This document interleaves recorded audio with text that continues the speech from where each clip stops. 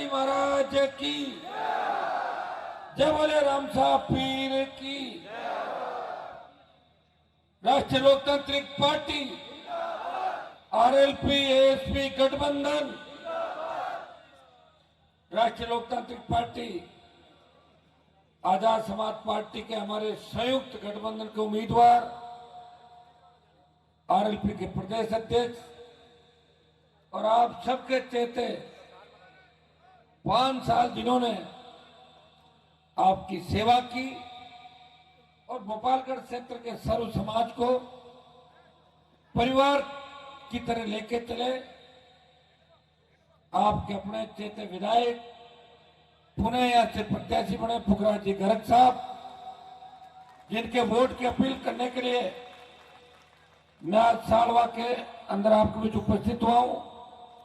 मेरे साथ आए आजाद समाज पार्टी के राजस्थान के प्रभारी भाई सतपाल जी चौधरी साहब, किसान आंदोलन में लंबी लड़ाई लड़ने वाले उत्तर प्रदेश के किसान नेता भाई पुष्पेंद्र जी चौधरी साहब, उपस्थित मेड़ता की विधायक और हमेशा पिछले 5 साल दलित शोषित किसान की आवाज बढ़ के राजस्थान की विधानसभा में आपके हकों के लिए लड़ने वाली बहन इंदिरा बावरी जी, सम्मानित मंच उपस्थित राष्ट्रीय लोकतांत्रिक पार्टी का पूरा परिवार,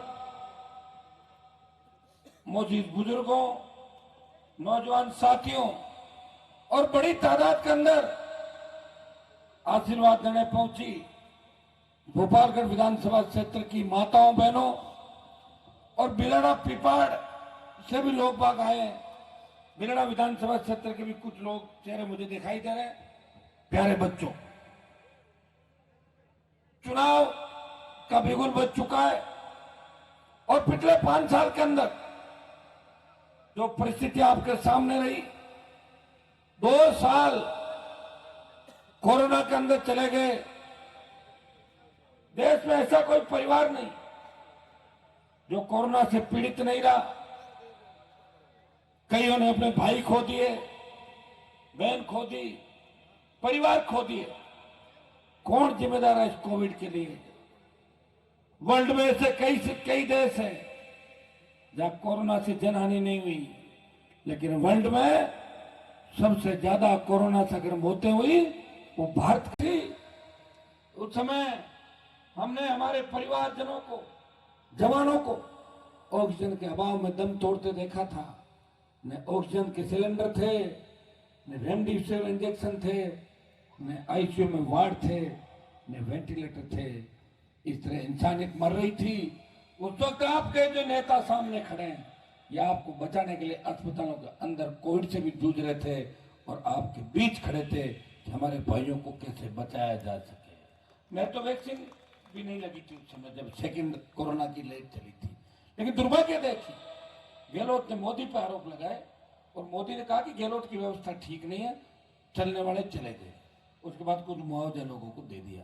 इससे बड़ी विडंबना नहीं होगी कि जिस देश का घमंडी प्रधानमंत्री लोकसभा के अंदर ये भाषण दे कि यहाँ कोरोना नहीं आएगा, जैसे भगवान से उसकी बात हो गई। कोरोना आया और कई मंत्री चले गए, कई सांसद चले गए और हमारे जैसे कई मौत के मुंह से निकल के आए वापिस। यह व्यक्ति इस देश को किस तरह मजाक के रूप में ले रहा आपने देखा होगा। पहले 3 कृषि बिल लाके किसानों को झुकाने का प्रयास किया, किसानों के सम्मान को ठेस दी बहुत जबरदस्त तरीके से प्रधानमंत्री ने। तब भाइयों, किसान को हमने लड़ाई लड़ी, पंजाब से आंदोलन चला, हरियाणा का किसान साथ आया, उत्तर प्रदेश दिल्ली का किसान साथ आया और किसान लोग नेताओं ने कहा कि राजस्थान में हलचल नहीं है। हनुमान जी पुष्पेंद्र जी बैठे हैं मेरे साथ। इन्होंने कहा हनुमान जी, आप किसान के बैठे हो, मोदी की गोदी में बैठे हो, गोदी से निकलो। मैंने कहा मैं गोदी में नहीं बैठा हूं, मोदी के साथ बैठा हूं, बराबर में। गोदी में नहीं हूं मैं गठबंधन का एनडीए। और अगर मेरे बलिदान से मोदी की सत्ता छोड़ के सड़क पे देश के अंदर 70 दिन कोई बैठा, नागौर का सांसद था, तो वीर तेजा जी के आदर्श स्थापित करने की देश में बात कर रहा था, जब सेना को ठेके पे दे दिया। आज लोग कहते हैं कि हनुमान जी के पास तो लड़के हैं, तो लड़कों को बिगाड़ रहे हैं। तब कहां छो गए थे, कौन से बिल में छुप गए थे आप? जाके आंदोलन किया तो नहीं बच्चों के लिए, मैसेज सड़क पर आया तो नहीं? ये वो धरती है जहां जोधपुर से 2 लाख जवानों की रैली करके प्रधानमंत्री को चेतावनी दी, आ रहे दिल्ली की तरफ, तैयार हो जाओ मोदी जी। उसका परिणाम ये हुआ कि डरे हुए मोदी ने पहले 25% अग्निवीर को आर्मी में रख के 75 को वापस भेजने की बात करी थी। अब 50% सेना में एडजस्ट करेंगे, 50 को वापस भेजेंगे। आधा डर गया, और जो बचा हुआ है ये सेमीफाइनल है, इसमें वोट की चोट से भारतीय जनता पार्टी को हरा। और राजस्थान के अंदर भाजपा किसानों की सबसे बड़ी दुश्मन पार्टी है। मैं बीजेपी के अंदर रह के आया हूं, मैंने देखा है किसान का नाम आते ही इनके नेताओं के मुंह पे हंसी छूटती है कि किसान दलित शोषित को मजाक के रूप में लेते हैं। वोट के समय तो आपकी याद करेंगे, मोदी हो सकता है कि 2-3 जयकारा भी लगा दें, लेकिन ये याद रखना कि मोदी को तेजा जी किसने याद दिलाया? मैंने ही दिलाया था तेजा जी याद। पहले तेजा जी को नहीं जानता था, जब मैं चुन के गया तेजा जी महाराज की जय लोकसभा के अंदर बोली तो राजनाथ सिंह जी, मोदी जी और अमित शाह साथ बैठे थे, तो बोले हु इज तेजा जी? तेजा जी कौन है? मैंने कहा यही है, आगे देखना आप कौन है, धीरे धीरे पता लग जाएगा। तो मैंने ही प्रयास किया, और ये जो अलग अलग जयकारे लग रहे हैं ना जातियों के, हनुमान बेनीवाल के संघर्ष का ही परिणाम है। मैं सर्व समाज की बात करता हूँ, सारी जातियों के जयकारे लगे। तो कई बच्चे सोशल मीडिया पे डालते हैं हमारे देवता को भूल गए। भूला नहीं हूं, जैसे इलाका चालू हो जाएगा जयकारा लग जाएगा। एक साथ लगने में कई बार का समय कम रहता है, एक बार सारे नहीं लग पाते। कोशिश करते हैं कि सारे जयकारे हम लगाएं, प्रयास करते हैं, लेकिन एक दिन में अगर 2 बार लगा दें और 3 बार छूट जाए, उनको नाराज नहीं होना चाहिए। क्यों? तो उस कौम से आते हैं जिस कौम ने सबके जयकारे ही लगाए, जिस कौम ने हर धर्म, हर पंथ और हर संप्रदाय को अपनाया भाईचारे के लिए। अगर बड़ी बड़ी सादत किसी ने दी, हमारे लोगों ने दी। हमारे लोग ऐसे हैं कि अगर हमारे लोग बैठे हो और कोई अन्याय हो रहा हो तो कूद पड़ते हैं उसके अंदर, चाहे जान चली जाए। ये हमारे लोग, हम किसान असली लड़ाके हैं। अकाल से लड़े, सामंती ताकतों से लड़े, अंग्रेजों से लड़े, नेताओं से धोखा खाया, फिर भी मान सम्मान और संस्कृति को जिंदा रखा। और सालवा के अंदर ये तेजाजी महाराज का मंदिर इस बात का उदाहरण है कि हमारी संस्कृति हमने जिंदा रखी, हमारे नेताओं का कोई योगदान नहीं है। आज हम अगर जिंदा हैं, देश के प्रत्येक कोने के अंदर कौम और किसान की बात करता है, हमारे बच्चे अपने दमखम पे करते हैं। या नेता निर्णय लेके नहीं आए। 60 साल पहले जोधपुर के नेता, नागौर के नेता, जिनकी सत्ता में बहुत बड़ी चलबल थी, अगर वो चाहते सिंचाई का पानी भोपालगढ़, खींवसर, बिलाड़ा, नागौर, ओछा की धरती पर आ जाता, यहाँ का किसान भी मजबूत होता। उनके बेटे बेटे अभी जर्मनी, इंग्लैंड, अमेरिका के अंदर पढ़ते, लेकिन बातें करनी थी, टाइम पास करना था। कभी हेलीकॉप्टर लेके नहीं आए, कभी हेलीकॉप्टर में बच्चों को नहीं बिठाया, कभी किसान को नहीं बिठाया। वो दूर खड़े रहते थे, हमारे लोग उनके पैरों में बैठते थे। उन्होंने कभी नहीं कहा कि हमारे बराबर बैठो, इसलिए हम पीछे से चले गए। लेकिन विश्वास रखो, आने वाला समय आपका है। खराब तो मैं भी हो जाऊंगा, लेकिन नेताओं का दिमाग ठीक इस देश प्रदेश के अंदर कर दूंगा। विश्वास के साथ आपको कहता हूं, जो नेता घरों से फरमान जारी, देखो कैसे घूम रहे हैं, याद दिला दिया उनको आपकी ताकत याद दिलाई, उनको सम्मान करना सिखाया। जो घमंड अभिमान के अंदर चूर थे, जो हमारी नेताओं को उनको देखो, बोले थे तो हमारा दादाजी हो, थे तो हमारा परदादा जी हो, दादाजी परदादा जी हो, थे तो हमारा पिताजी का खास सिखा, जो 5वीं में बेड़ा पड़ा, 3वीं में पड़ा, पहली में आगू निकला। ये किसने किया? ये मैंने ही किया भाई। ध्यान आपका रखा, हर सीट उठा के देख लो, बड़े तरीके से टिकट बांटी है। माटी नहीं बांटी, आपको तंग परेशान नहीं होने दिया, जैसा आप चाहते थे वैसा ही हो गया, चारों तरफ जब कर दिया। मुझे चिंता इस बात की, गंगानगर से लेके सीकर चूरू 50 सीटें हमारी किसान बाहुल्य सीटें। दुर्भाग्य देखिए, किसान आंदोलन के लिए कहते थे हनुमान जी छोड़ दो सत्ता, आ जाओ मोदी के खिलाफ, आ गया। कांग्रेस भ्रष्ट है, आ गया। मेरी टिकट तो नहीं ली उन्होंने, बीजेपी कर रहा है। मैंने इस समय को बदलते हुए देखा है।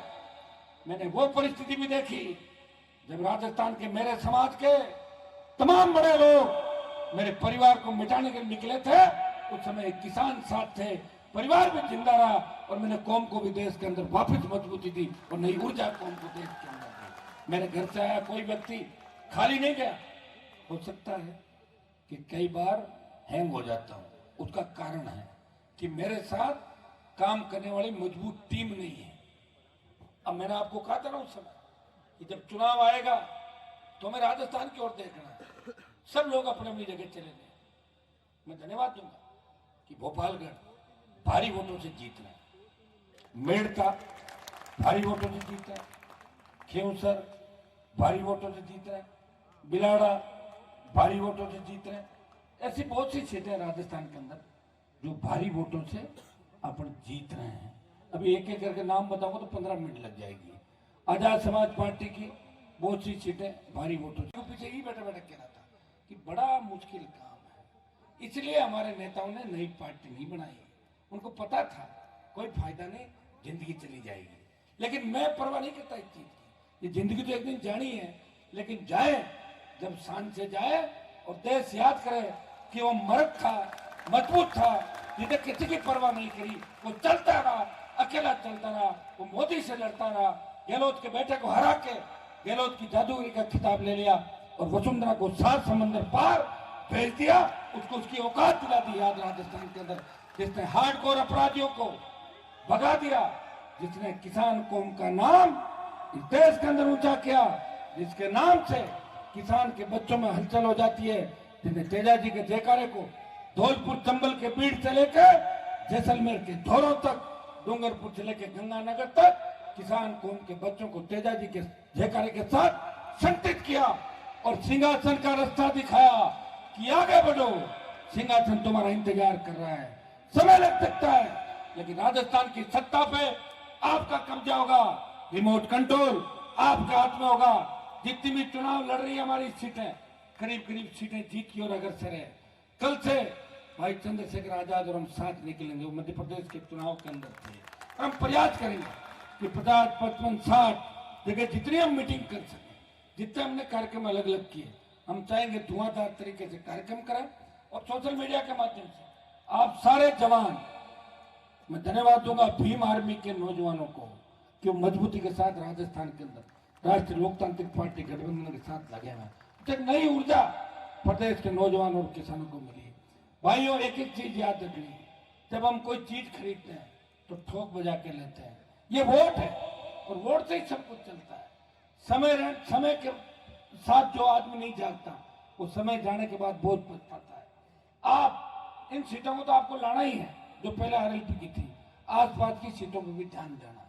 भोपालगढ़ के जवानों को आग्रह करूंगा, पिपाड़ बिलाड़ा हमारा पूरा लगता हुआ इलाका, बिलाड़ा का पूरा इलाका पिपाड़ से चालू हो जाता है। आप लोग बिलाड़ा की सीट भी लानी है। लूड़ी के अंदर प्रत्याशी को नहीं देखना कि प्रत्याशी, एक दिन मुझे कह रहा था कि साहब प्रत्याशी थोड़ा सा सीधा है, तो टेढ़ा अगर होता है तो तुम कहते हो टेढ़ा है, सीधा होता तो कोई सीधा थाने खाएंगे ना प्रत्याशी। वोट डाल दो, वोट तो देना ही है, वोट घर पे थोड़ी रखोगे। मुझे देख कर दो ना वोट कि हनुमान जी तो ठीक है, ये देख के दो वोट। माहौल बन जाएगा, एक दिन के अंदर माहौल बन जाएगा, वोट मिल जाएंगे, सीट निकल जाएगी। पुखराज जी जब जीते थे, जब पुखराज जी टिकट नहीं मिला था, तब आपको पता था क्या पुखराज जी एमएलए बनेंगे? पहले जानते थे क्या? आप लाए, गारंटर बन के आए, एमएलए बन गए। दोबारा आपने कहा एमएलए बहुत अच्छा है, वापिस आप एमएलए बना रहे हो, तो आदमी को तो अपनी तैयार करेंगे। लूणी में भी जिताना है, सुस्ती नहीं लानी। 50,000 वोट डालने अपने को ले जाके, 25-30,000 अगला ले आएगा, कितने वोट हुए? 80,000, जीत जाएगा। शेरगढ़ भी ठीक है मामला, डाल दो वोट जाके, 40-45 वोट डालना है। आप तो वोट डालो ना, माहौल क्यों खराब करो? अरे वो कैंडिडेट यहाँ कौन है, और 5.5 फुट को 6 फुट को आपने ब्याह करना है कैंडिडेट, क्या मतलब है? तो आप तो मेरा ध्यान रखो ना सारा इच्छा है। जिंदगी तो मेरी खराब हो रही 20 साल से। मंथन मत करो, वोट डालो, समय चला गया उसके बाद परेशान मत करना। मैं पहले बता दूं कि 23 की जो लड़ाई है ये अंतिम लड़ाई मान लो इसको, क्योंकि 23 में अगर आशातीत सफलता नहीं मिली तो 28 आने में बहुत जोर आता है।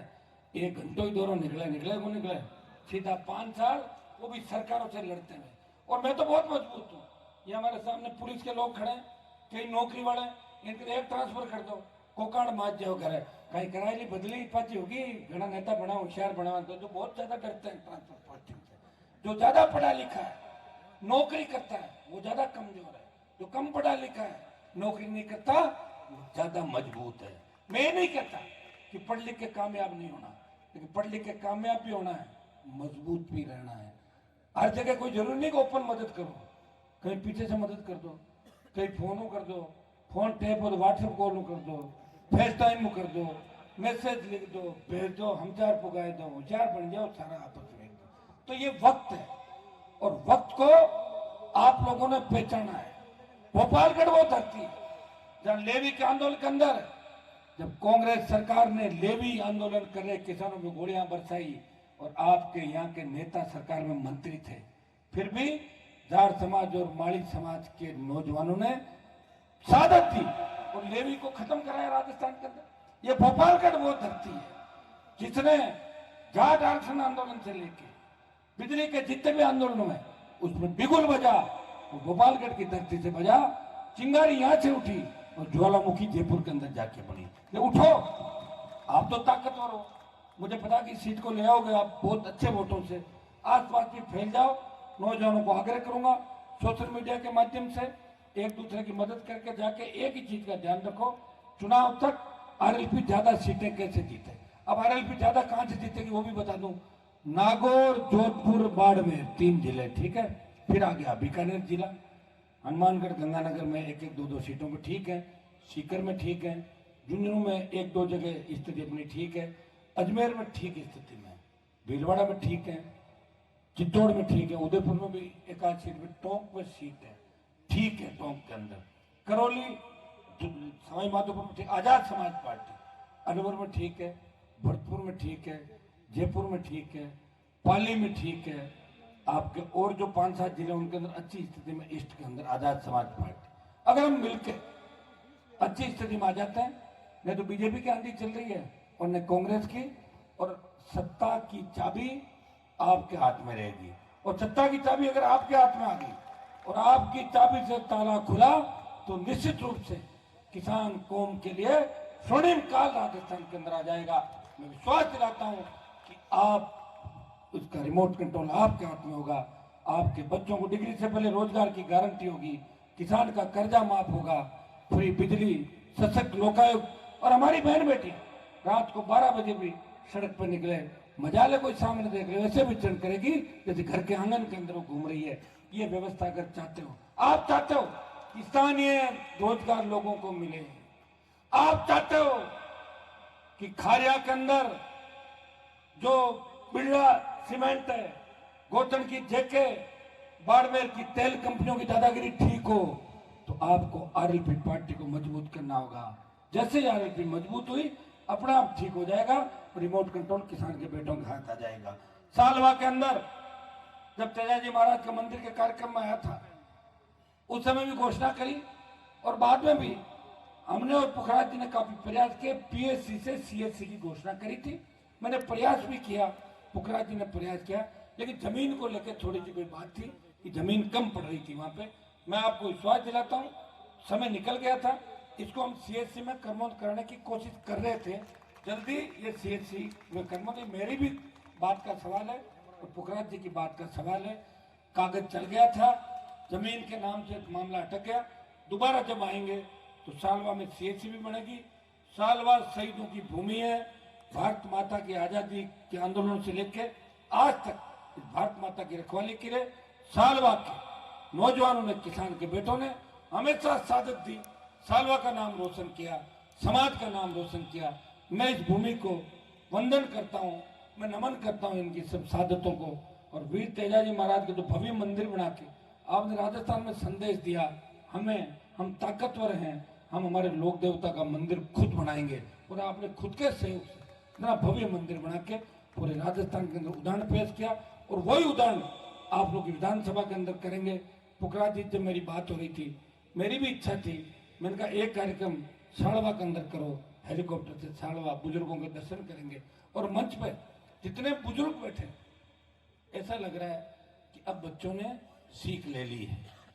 बच्चे सामने, बुजुर्गों पर मामला ठीक है, अब बच्चे ठीक है स्थिति में, क्योंकि बुजुर्गों का सम्मान हमारी संस्कृति है। जहाँ बुजुर्गों का सम्मान नहीं, जहाँ हमारी संस्कृति का सम्मान नहीं, जहाँ हमारी माता, आप इतिहास उठा कर देखो, सबसे ज्यादा लड़ाई हम लोगों ने लड़ी, इतिहास में वर्णन कम किया गया, पूरी बातें नहीं लिखी गई। धीरे धीरे सारी बातें भी सामने आएगी। जिस वक्त का आपको इंतजार है वो वक्त भी आएगा। ये बच्चे छोटे छोटे टकटकी लगा के देख रहे हैं, इन बच्चों का समय भी आएगा। अच्छे स्कूल, अच्छे कॉलेज, अच्छे अस्पताल, अच्छी सड़कें, अच्छा पीने का पानी, जो जो आजादी के 70 साल बाद व्यवस्थाएं नहीं, उन व्यवस्थाओं को पूरा करेंगे और भोपालगढ़ को विकास के नए आयाम देंगे। नया भोपालगढ़, नया राजस्थान बनाएंगे। पुखराज जी के लिए वोट की अपील आपसे करता हूं। पुखराज जी की मैं गारंटी लेता हूं, यह व्यक्ति सुख और दुख में मुझे छोड़ के नहीं गया। जब सरकार गिर रही थी, जब विधायकों की खरीद फरोख्त चल रही थी, तब पुखराज गर्ग, इंदिरा बावरी और छोटा भाई नारायण तीनों मेरे साथ थे। ये किसी बाड़े में नहीं गए, ये हमेशा एक भरोसे के साथ खड़े थे। और इसी भरोसे के साथ आप सबने इनको आपकी इच्छा पे पुणे भोपालगढ़ से उतरे। आप आशीर्वाद देके बड़े वोटों से जीत कराना, मैं हमेशा आपके लिए संघर्ष करता रहूंगा। बहुत बहुत आपको धन्यवाद। जय हिंद। हमारे फैक्ट्री के मजदूरों पर जो अत्याचार हो रहा है, पहले बात हमने 2-3 बार करी थी। 6 माह से धरने बैठे। मैं आपको विश्वास दिलाता हूं कि अभी चुनाव के दौरान ऐसी बात अपन नहीं करें। 5-7 दिन बाद जब भी इलेक्शन हो जाएंगे, रिजल्ट कुछ भी रहे वहां का, लेकिन मैं विश्वास दिलाता हूं इसमें मजदूरों की जीत कराएंगे और फैक्ट्री वालों का दिमाग ठीक करेंगे। बहुत बहुत धन्यवाद। राष्ट्रीय लोकतांत्रिक पार्टी